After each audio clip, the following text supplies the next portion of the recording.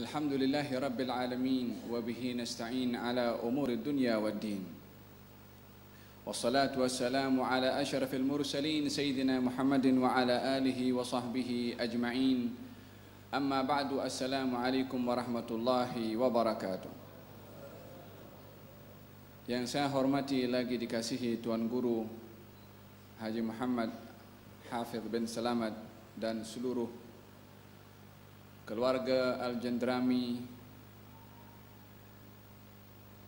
yang saya hormati tuan-tuan guru, para ulama, orang-orang tua kita, sahabat dan saudara saya yang berhormat Sayyid Ibrahim bin Ahmad bin Yahya, hadirin dan hadirat yang dirahmati oleh Allah Subhanahu wa taala. Kita berada dalam satu majlis seperti mana diperdengarkan sebentar tadi oleh Sayyid Ibrahim, adalah majlis mengingati tentang seseorang yang amat berjasa kepada kita. Kita berada di satu majlis yang dengan majlis seperti ini akan tersiram subur ikatan persaudaraan dan persatuan di antara kita. Majlis ini adalah majlis silaturahmi. Majlis ini adalah majlis untuk memohon ampun dan rahmat, dan majlis ini adalah majlis untuk mencari hidayah, dan majlis ini adalah majlis zikra, yaitu peringatan akan seseorang yang bagi mereka yang mahu mengambil iktibar daripada peringatan seumpama ini, maka termasuk daripada golongan orang-orang yang dipuji oleh Allah Subhanahu wa taala. Inna fi hadza ladzikra liman kana lahu qalbun aw algas sam'a wa huwa syahid. Sesungguhnya yang demikian itu adalah terkandung zikra, peringatan untuk dapat mengambil iktibar daripada peringatan tersebut, tapi bukan untuk semua orang. Bagi mereka liman kana lahu qalbun, bagi mereka yang mempunyai hati, au algas sam'a, ataupun mahu memfokuskan, mempergunakan pendengarannya, wa huwa syahid, maka bagi mereka yang mempunyai hati dan memberikan pendengaran untuk mendengar, itu yang dipuji oleh Allah Subhanahu wa taala. Maksud daripada mereka punya hati dan mempunyai pendengaran adalah bukan dalam bentuk seseorang mempunyai telinga boleh mendengar, karena semua manusia punya telinga dan boleh mendengar. Adapun bukan bukan yang dimaksudkan punya hati hanya sejenis hati yang ada di dalam hati ini, karena semua orang juga punya hati. Akan tetapi mereka yang mahu mempergunakan hati untuk paham, akan tetapi mereka yang mahu menjadikan hatinya mahu mengambil iktibar, memahami akan maksud yang tersirat dan yang tersurat di dalam ayat-ayat Allah dan hadis-hadis Rasulullah, serta kisah-kisah para salihin dan salihat yang mahu mengambil iktibar dengan hatinya dan mahu mendengar dengan apa kisah yang dikisahkannya, itulah orang yang dipuji oleh Allah Subhanahu wa taala. Semoga kita termasuk orang-orang yang dijadikan hati kita mahu memahami, mahu mendengar, agar supaya kita termasuk daripada golongan orang-orang yang dipuji oleh Allah dalam ayatnya sebentar tadi. Amin, Allahumma amin.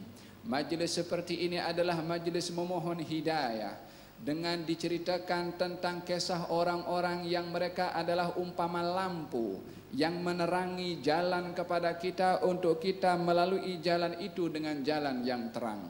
Allah Subhanahu wa taala menjadikan bintang untuk menjadi panduan kepada mereka yang bermusafir, yang kalau tidak ikut kepada panduan itu, seorang itu akan tersesat jalannya. Allah menciptakan matahari dengan begitu terangnya agar supaya mudah bagi seseorang itu memenuhi hajat dan keperluan, dan tujuan yang ditujunya itu adalah dapat melihat dengan jelas sehingga dapat terpandu mengelak daripada perkara yang berbahaya karena terangnya jalan, dan juga terpandu dengan cahaya baik itu matahari ataupun bintang di waktu malam. Demikian sunnatullah di atas muka bumi ini. Ketika ingin menjadikan seseorang itu mendapatkan hidayah, adalah tidak mudah untuk mendapatkan hidayah dengan sendirinya atau buah fikirannya. Tidak boleh untuk menjadikan dia mencari hidayah dengan apa yang difikirkan,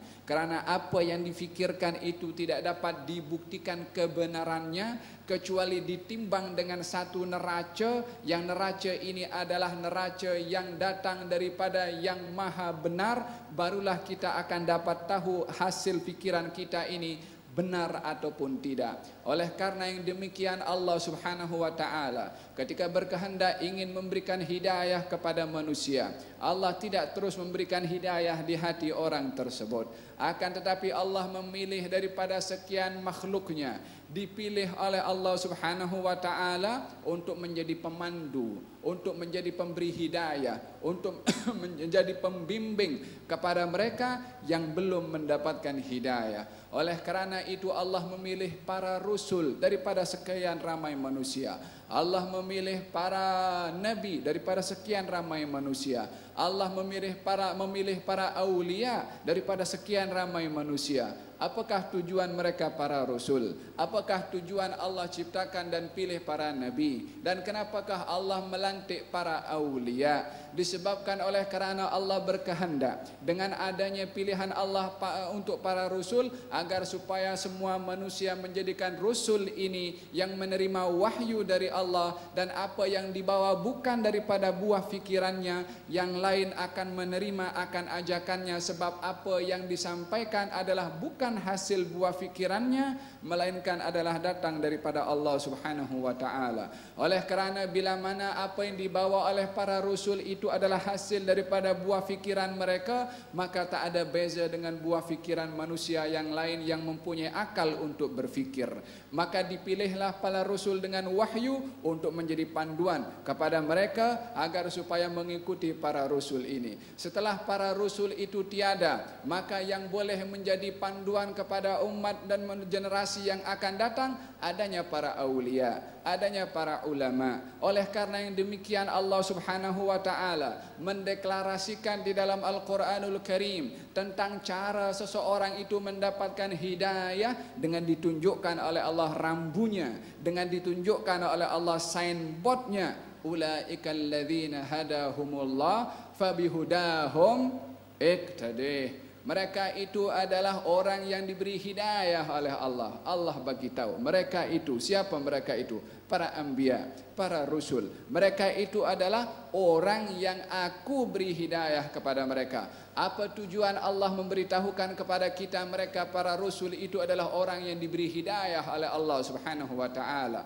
Diberitahukan agar supaya fabihudahum iqtadih. Maka dengan hidayah para rasul yang diberi oleh Allah itu, hendaklah kamu berpandukan kepada hidayah mereka. Hendaklah kamu mengikut kepada mereka. Maka dengan terputusnya para rasul dan para nabi, maka dilantiklah oleh Allah golongan para aulia dan golongan para ulama untuk menjadi pemandu kepada mereka orang-orang yang mahu menerima panduan para ulama, dan juga yang mana mereka para ulama mengambil panduan dan bimbingannya daripada nabi dan daripada para nabi dan juga para rasul.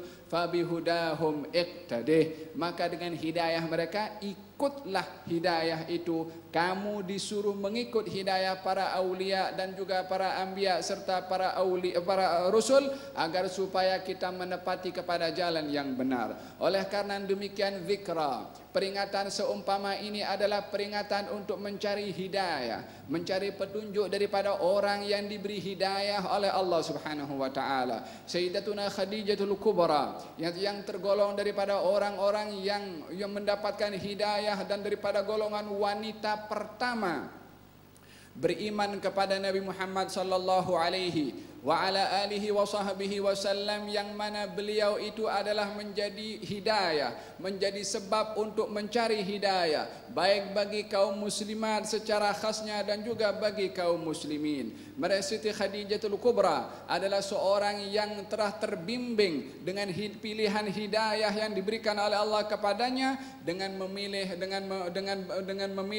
dan beriman kepada Nabi Muhammad sallallahu alaihi wa ala alihi wa sahbihi wasallam. Maka saya katakan majlis hari ini adalah majlis untuk mendapatkan hidayah daripada kisah dan cerita Siti Khadijatul Kubra, istri Nabi Muhammad sallallahu alaihi wa ala alihi wasallam, agar supaya kita mendapatkan hidayah daripada kisah beliau radhiyallahu anha wa ardhaha. Siti Khadijah radhiyallahu anha wa ardhaha yang hidup bersama dengan Rasulullah pada saat sebelum Nabi menjadi Nabi, dan juga hidup bersama Nabi 10 tahun setelah Nabi menjadi Nabi. 15 tahun bersama dengan Rasulullah sebelum menjadi Nabi, 10 tahun bersama dengan Rasulullah setelah menjadi Nabi, 25 tahun bersama dengan Nabi Muhammad sallallahu alaihi wa ala alihi wasallam. Mengalami dua keadaan pada Rasulullah, sebelum kenabian dan juga setelah kenabian. Apakah yang menyebabkan Siti Khadijah memilih kepada Rasulullah untuk menikah dengannya, bahkan menawarkan dan meminang kepada Rasulullah sallallahu alaihi wa ala alihi wasallam? Mungkin sebahagian orang akan merasa hairan, bukankah tidak patut seorang perempuan itu meminang kepada lelaki? Mungkin sebahagian orang akan berfikir demikian. Akan tetapi bagi mereka yang mahu mempergunakan hatinya dan mahu mendengar untuk memahami rahasia yang tersirat di sebalik apa yang dilakukan oleh Siti Khadijah di dalam meminang kepada Rasulullah, adalah bukan yang dimaksudkan adalah untuk jatuh marwahnya, justru ini adalah mengangkat marwah kepada umat manusia secara amnya dengan memartabatkan nilai-nilai murni dan juga menjatuhkan nilai-nilai keduniaan ataupun material, yang mana di zaman itu adalah zaman seseorang menuhankan kepada material tapi tidak kepada Siti Khadijah radhiyallahu anha wa ardhaha. Dipinang oleh ramai pembesar-pembesar Quraisy yang berharta, yang berjawatan, akan tetapi tak dipandang oleh Siti Khadijah, tidak diterima tawaran untuk meminangnya, justru meminang kepada seseorang yang pada ketika itu adalah awalnya pengembala kambing, meminang kepada seseorang yang menjadi pembantu kepadanya untuk membawa barang perniagaan ke Siti Khadijah dan diniagakan dan mendapatkan upah daripada bekerja dengan Siti Khadijah radhiyallahu anha wa ardhaha. Dari segi martabat, Siti Khadijah lebih tinggi dalam hitungan masyarakat sosial, karena ini adalah pekerja kepada Siti Khadijah. Akan tetapi Rasulullah mempunyai keistimewaan, mempunyai kelebihan yang tidak dapat dimiliki oleh mana-mana termasuk Siti Khadijah radhiyallahu anha wa ardhaha. Oleh karena yang demikian, Siti Khadijah meminang kepada Rasulullah karena kejujurannya. Siti Khadijah meminang kepada Rasulullah karena amanahnya, meminang kepada Rasulullah karena baiknya perangai Rasulullah. Ini adalah beliau memartabatkan nilai-nilai murni di zaman jahiliyah, di zaman gelap daripada nilai-nilai murni, di zaman kezaliman, zaman yang merendahkan yang mulia merendahkan kepada yang hina. Demikian Siti Khadijah justru beraksi sebaliknya, memartabatkan nilai-nilai murni dan memartabatkan akhlak dan menjatuhkan nilai-nilai material. Demikian yang dilakukan oleh Siti Khadijah. Meminangnya kepada Rasulullah ingin menunjukkan bagaimana hebatnya akhlak. Demikian apakah yang menjadi sebab Siti Khadijah meminang kepada Rasulullah untuk memartabatkan akhlaknya? Karena beliau Siti Khadijah terdidik dengan nilai-nilai murni. Di zaman jahiliyah itu, sebelum kenabian, sebelum Nabi diangkat menjadi Nabi, sudahlah beliau digelari dengan seorang yang digelari dengan Sayyidatu Nisa'i Quraisy, penghulu kepada kaum wanita di Quraisy dan juga dikenali dengan At-Tahirah, yang suci. Apakah yang menyebabkan Siti Khadijah digelari dengan dua gelaran tersebut sebelum menikah dengan Rasulullah, sebelum bergelar dengan Ummul Mukminin, yang mana dua gelar lagi disandang oleh beliau setelah menikah dengan Rasulullah. Yang pertama adalah Ummul Mukminin, yang kedua adalah Sayyidat Nisa'i Ahlil Jannah, yakni penghulu kepada wanita di surga. Sebelumnya menjadi penghulu kepada wanita Quraisy sebelum kenabian Rasul, sebelum diangkatnya Rasulullah menjadi nabi, sudah digelari dengan penghulu kepada kaum wanita Quraisy karena menjaga marwahnya. Tidak mudah untuk berinteraksi dengan lelaki yang bukan muhrimnya tanpa sempadan dan batasan. Demikian sifat Siti Khadijah radhiyallahu anha wa ardhaha, sehingga dikenali di zamannya Sayyidatun Nisa'i Quraisy karena menjaga marwahnya. Di zaman belum ada risalah, di zaman belum ada wahyu, sisa-sisa daripada nilai-nilai murni warisan Nabi Ibrahim dan juga Nabi Ismail di Mekah masih dijaga oleh keturunan yang daripada keturunannya sampai kepada Siti Khadijah yang masih menjaga marwah. Disebutkan di dalam sebuah riwayat bahwasanya bila mana Siti Khadijah radhiyallahu anha wardaha berjalan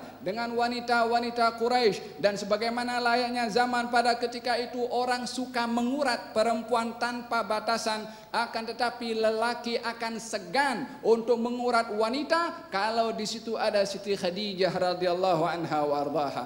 Menghormati dirinya orang lain akan menghormati, demikian Siti Khadijah yang menjaga marwahnya, orang lain pun akan menjaga kehormatan wanita tersebut, dan tidak ada wanita yang dihina oleh orang lain melainkan dirinya menghina kepada dirinya sebelum dihina oleh orang lain. Demikian Siti Khadijah radhiyallahu anha wardaha. Dan orang-orang wanita zaman jahiliyah kalau berjalan dengan Siti Khadijah yang biasanya melayan kepada laki-laki yang mengurat, kalau perempuan itu berjalan dengan Siti Khadijah maka mereka berpura-pura memarahi kepada lelaki yang mengurat karena untuk tidak nampak hina di sebelah Siti Khadijah radhiyallahu anha wardaha. Keberadaannya menjadikan orang lelaki segan, dan juga keberadaannya di tengah-tengah kaum wanita menjadikan mereka segan untuk melayan orang lelaki yang nakal yang suka mengurat kepada kaum wanita pada ketika itu. Dirinya, keberadaannya adalah menjadi contoh dan teladan di zaman, di saat ketiadaan kenabian dan juga wahyu pada ketika itu. Akan tetapi berbeza kepada Siti Khadijah yang kerap datang kepada Waraqah ibnu Naufal yang merupakan kerabat kepada Siti Khadijah untuk belajar daripada perkara-perkara yang ada kaitan dengan agama samawi, disebabkan oleh kerana Waraqah ibnu Naufal adalah orang yang menganut agama Kristen dan juga banyak mendapatkan ilmu berkenaan dengan kenabian Nabi di akhir zaman. Maka itulah yang bermain pada Siti Khadijah radhiyallahu anha wa ardhaha, dan tidak melihat kepada Rasulullah daripada amanahnya dan kejujurannya, melainkan terus Siti Khadijah menawarkan dan meminang kepada Rasulullah. Di antara khutbah yang disampaikan oleh Abu Talib, bapa saudara Rasulullah, ketika meminang kepada Siti Khadijah, Abu Talib mengatakan sesungguhnya Muhammad ini adalah seorang pemuda yang tidak boleh ditandingi oleh mana-mana pemuda, walaupun beliau adalah tidak mempunyai harta, karena sesungguhnya harta itu adalah merupakan sesuatu yang akan hilang, yakni akan sirna, menunjukkan ketiadaan nilai material pada orang-orang yang memartabatkan tentang nilai-nilai murni di zaman yang waktu itu tiada kenabian dan tiada wahyu dan risalah. Akan tetapi tengok bagaimana di zaman kita sekarang, di manakah Sri Kandi yang boleh meniru kepada Sri Kandi terulung di atas dunia ini, Siti Khadijah radhiyallahu anha wa ardhaha. Daripada kaum-kaum wanita yang ada di zaman kita sekarang, bila mana ingin mencari calon pasangannya, kriteria yang macam mana yang dicari oleh perempuan di zaman kita sekarang? Adakah mencari seperti mana pilihan Siti Khadijah radhiyallahu anha wa ardhaha dari segi akhlaknya, nilai daripada kejujurannya, kesolehannya, ketaatannya kepada Allah Subhanahu wa taala, ataukah yang dicari adalah handsome-nya, ataukah yang dicari adalah hartanya, ataukah yang dicari adalah kedudukan dan jawatannya untuk hanya mendapatkan kenikmatan dunia yang hanya sesaat sahaja? Demikian kalau dahulu pada waktu itu dalam ketiadaan ilmu dan risalah, di zaman kita sekarang ramai kaum wanita yang memartabatkan material setelah datangnya wahyu daripada Allah kepada baginda Rasulullah sallallahu alaihi wa ala alihi wa sahbihi wasallam. Di manakah nilai Siti Khadijah di zaman kita sekarang ini untuk kita martabatkan dalam peristiwa zikra Siti Khadijah radhiyallahu anha wa ardaha, untuk menjadikan hati kita memartabatkan akhlak dan nilai-nilai murni serta memandang rendah kepada material yang tiada nilai di sisi Allah Subhanahu wa taala. Lau kanat ad-dunya indallah ta'dil janah ba'udah ma saga minha kafiran syarbata ma. Kalau dunia ini ada nilai di sisi Allah, kata baginda Rasulullah, walaupun seberat sayap nyamuk, tak seorang pun pernah menimbang satu sayap nyamuk. Akan tetapi nilai dunia ini, kata baginda Rasulullah, kalau sama dengan beratnya sayap nyamuk, masaga minha kafiran syarbatama, tidak akan diberikan oleh Allah satu teguk air kepada orang kafir. Kalau dunia ini ada nilainya, akan tetapi dunia tak bernilai di sisi Allah, walaupun menandingi beratnya sayap nyamuk. Tetapi keadaan dan realiti di zaman kita sekarang amat berbeza, di mana orang lebih mengedepankan tentang keduniaan berbandingkan kepada agama. Idza ja'akum man tardawna dinahu fala tarudduh. Kalau datang kepada kamu, idza ja'akum man tardawna dinahu wa khuluquhu fala tarudduh. Bila datang kepada kamu seorang yang meminang kepada anakmu yang agamanya baik dan akhlaknya baik, maka jangan kamu menolak. Nabi sendiri yang meletakkan garis panduan untuk menjadikan calon pasangan itu adalah orang yang baik agama dan juga akhlaknya. Demikian yang dilakukan oleh Siti Khadijah radhiyallahu anha wa ardaha, dan apa yang berlaku kepada Siti Khadijah dalam kehidupannya bersama dengan Rasulullah, maka ajaibul ajaib, perkara yang amat menakjubkan daripada kehidupan Nabi Muhammad sallallahu alaihi wa ala alihi wasallam bersama dengan Siti Khadijah. Daripada perspektif mana kita akan bercakap tentang Siti Khadijah? Bila mana ingin berbicara tentang pengorbanan beliau, wanita pertama yang berkorban demi berjalannya dakwah Nabi Muhammad sallallahu alaihi wa ala alihi wa sahbihi wasallam, bahkan berkorban sebelum Nabi menjadi Nabi. Saya katakan 15 tahun bersama dengan Rasulullah sebelum Nabi diangkat menjadi Nabi. Tiada kehidupan yang lebih bahagia daripada kehidupan bersama dengan Rasulullah sallallahu alaihi wa ala alihi wa sahbihi wasallam. Tak pernah komplain, tak pernah menjadikan menjadikan sebab Nabi marah kepadanya, tidak pernah menjadikan suasana rumah itu adalah umpama perang, menjadikan kehidupan rumah tangga yang begitu indah antara Nabi dengan Siti Khadijah. Walaupun Nabi pada ketika itu masih belum diangkat menjadi Nabi, berkorban dengan hartanya tanpa menuntut balas daripada Rasulullah, berkorban dengan hartanya tanpa menuntut balasan apapun daripada Nabi Muhammad. Adapun pengorbanannya setelah Nabi diangkat menjadi Nabi, maka tiada kata-kata yang boleh mengungkapkan bagaimana besarnya pengorbanan Siti Khadijah.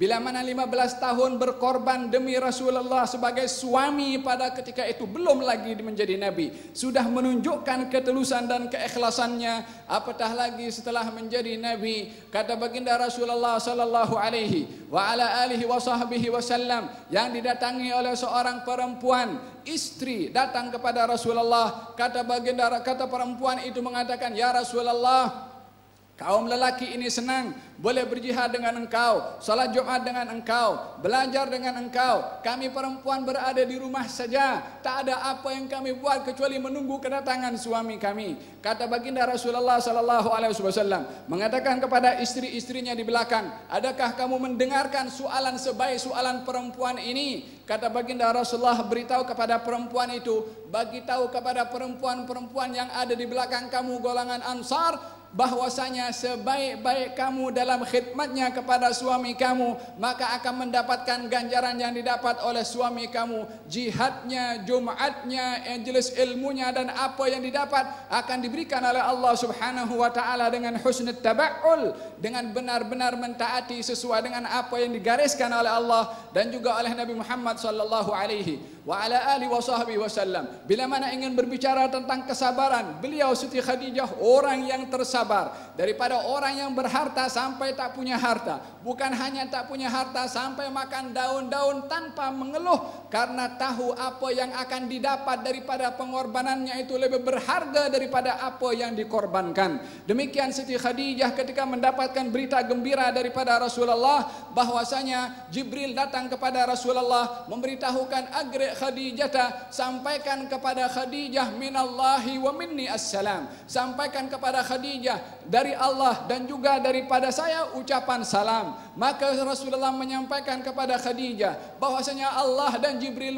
menyampaikan salam. Siti Khadijah menjawab Allahus salam wa minhus salam wa ilaihi yaudus salam wa ala Jibrilus salam. Allah itu yang maha salam. Tidak dikatakan oleh Siti Khadijah Allah kirim salam, waalaikumsalam warahmatullahi wabarakatuh. Macam mana nak mengucap salam kepada Allah sementara Allah adalah yang memberi salam? Tidak boleh nak katakan Allah keselamatan menjawab salam kepada Allah Subhanahu wa taala. Tapi bijaknya terdidik di bawah orang yang cerdik pandai. Allahus salam, Allah yang maha salam, wa ilaihi dan wa minhus salam. Keselamatan datang daripada Allah, wa ilaihi yaudus salam, dan kepadanya kepada Allah juga kembali keselamatan, wa ala Jibrilus salam, dan saya juga jawab salamnya kepada Jibril. Kata Jibril, sampaikan kepada Khadijah wahai Rasulullah, dengan satu rumah di syurga yang terbuat daripada intan permata yang tiada susah di dalamnya, sebab sudah susah di dunia maka tidak akan susah di akhirat. Diberitahukan berita gembira itu oleh Rasulullah Jibril dari Allah kepada Siti Khadijah radhiyallahu anha wardaha. Tapi ganjaran itu bukan datang dengan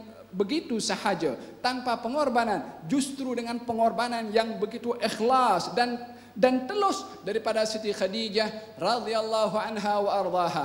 Demikian bila mana ingin berbincang tentang masalah dia sebagai istri, tak ada istri sebaik Siti Khadijah. Nabi sendiri yang mengakui bahwasanya ketika ditanya oleh Siti Aisyah radhiyallahu anha wa ardaha bahwasanya Allah sudah menggantikan untuk engkau wahai Rasulullah orang yang lebih baik daripada Khadijah. Setelah Siti Aisyah kerap mendengar daripada bibir Nabi Khadijah, Khadijah, Khadijah, Khadijah, maka timbullah kecemburuan daripada Siti Aisyah menanyakan kepada Rasulullah dan memberitahukan Allah